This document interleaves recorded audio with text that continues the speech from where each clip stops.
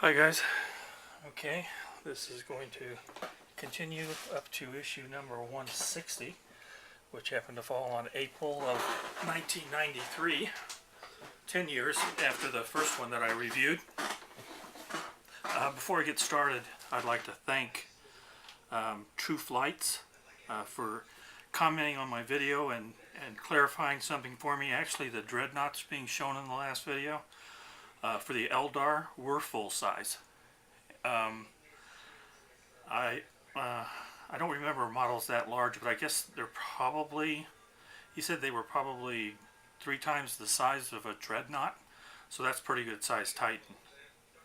And the other thing that he informed me about that was interesting to hear was that the fluff for squats was that they were destroyed by the Tyranids. And Rin 089, did you realize that High Fleet Anechka has claimed an entire race? Well, I know that with imagination, just about anything can be brought back from the dead. There's always lost tribes and wormholes, and maybe someday we can drop a pebble in a brook and start a tidal wave and bring the squats back into the universe. So, this magazine, the price was $3.95, so the price had increased for about a buck and a half. And issue about 80 pages, so not that much more in content as far as the number of pages from the previous one that we reviewed. What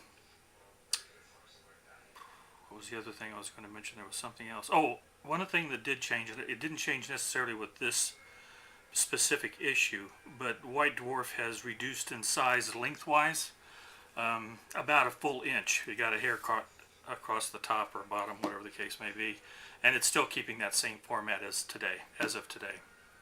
So again, we've got some great artwork on the front. Presents its monthly gaming magazine. No great change there, but this artwork was not only the iconic dwarves versus goblins, but it was also to promote a game that is released and shown in the pages of oh gosh, what was that? Man of War, which was sort of a sea-based game. So let's take a look at what the contents of this are. Right off the bat, on the first inside cover, I'd have to tell you guys, my very favorite Space Marine chapter is the Space Wolves. And Van Hammer has given me a lot of delight looking at his videos and his conversions and stuff. And an old long thing like me really does appreciate what he's doing out there in the community. And I'll have to show that in another video, but I recently got a piece from Blue Table Painting. I didn't think I would ever have a professionally done piece, but Sean's the kind of guy that tries to figure out a way to make your dream come true in some way or another, and then he usually exceeds your expectations, I'm sure. But I got a dreadnought, the one out of the Black Reach, converted to a Space Wolf and professionally painted, and I'm just really jazzed about that. I'll show you that, guys, at some other time. Okay, let's get into here. This is an interesting turn point in the gaming industry. I never really understood this, but there was a big deal back about this time where everything changed over from lead to pewter, supposedly as a safety precaution, I guess, because gamers couldn't be trusted not to chew on their minis. I don't know.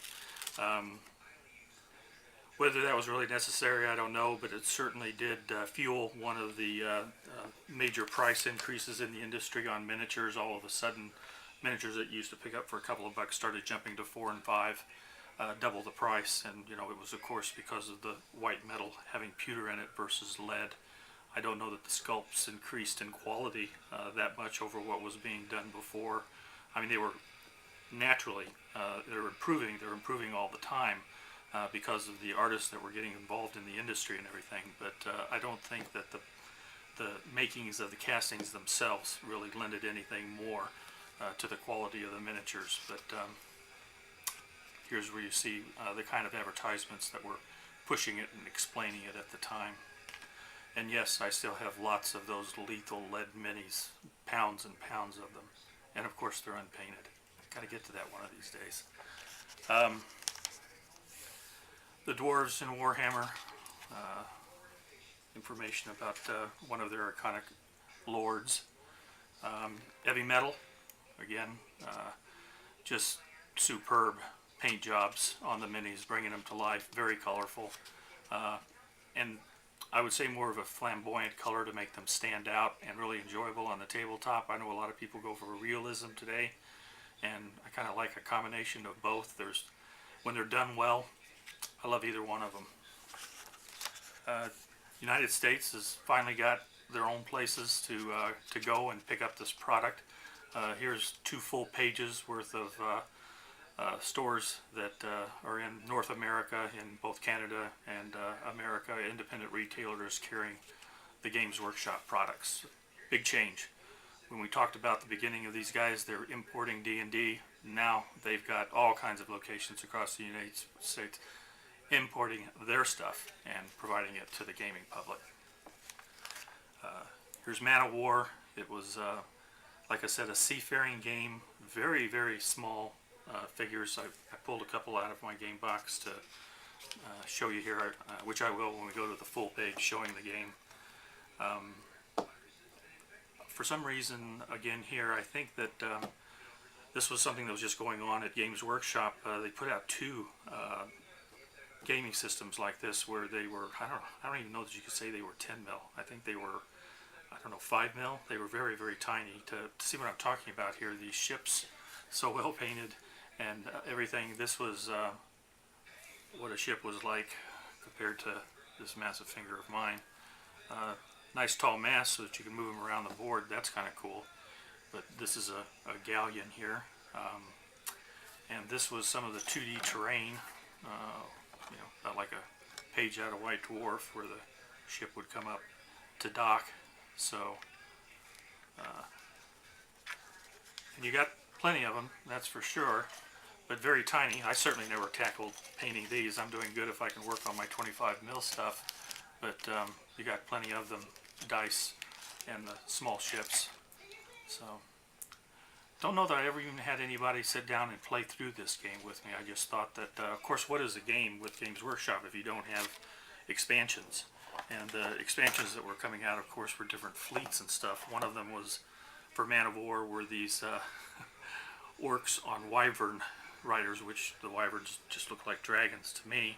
And these came out as metal sculpts. And again, we are talking some pretty small dudes, but some fine detail. The attack was, and I doubt if this shows up all that well with this flip video, but there we have a little bitty orc on a wyvern. Very, very small scale, but cool.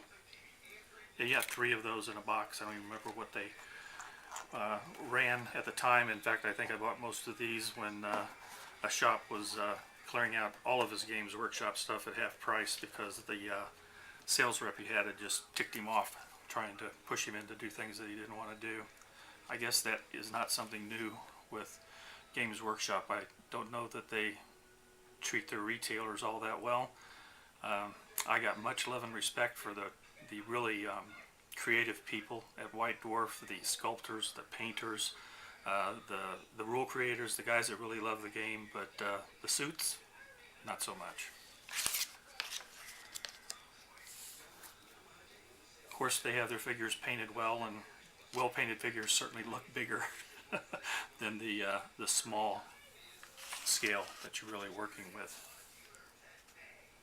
There's the start of the many expansions, the Orcs and Goblins supplement. Here we have the army books coming out for fantasy and what will be codexes for 40K. Enhancements that give more detail to specific races or chapters.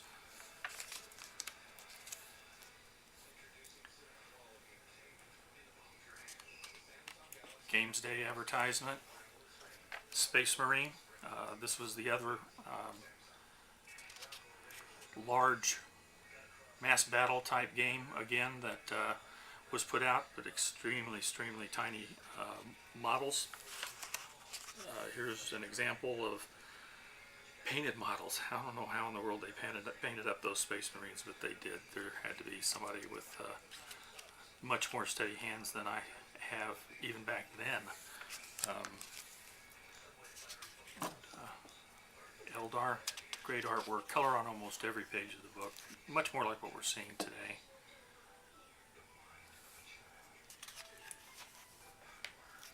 Battle report, what we're used to kind of seeing too, with all of the scenarios dressed out, laid out, and explained who went where. Here's this terrain. Looks really nice, doesn't it? Could be a 25 mil 4 by 6 foot table, but this is the game. Massive looking. Can you imagine the size of the box? Well, it didn't have to be that big of a box, because this is the building, this is a tank, and I don't even think one of their little Space Marines would even show up on a flip video. It's a little, it looks like the nub of a sprue that somebody cut off and was going to throw in the trash. So very, very tiny, but somebody, I'm sure, liked it enough that they got in there and they got a couple of colors of paint on there and showed the different factions. These were real small. They had little bitty individual movement trays, round bases. Still kind of a fun game, but done on a much, much smaller scale.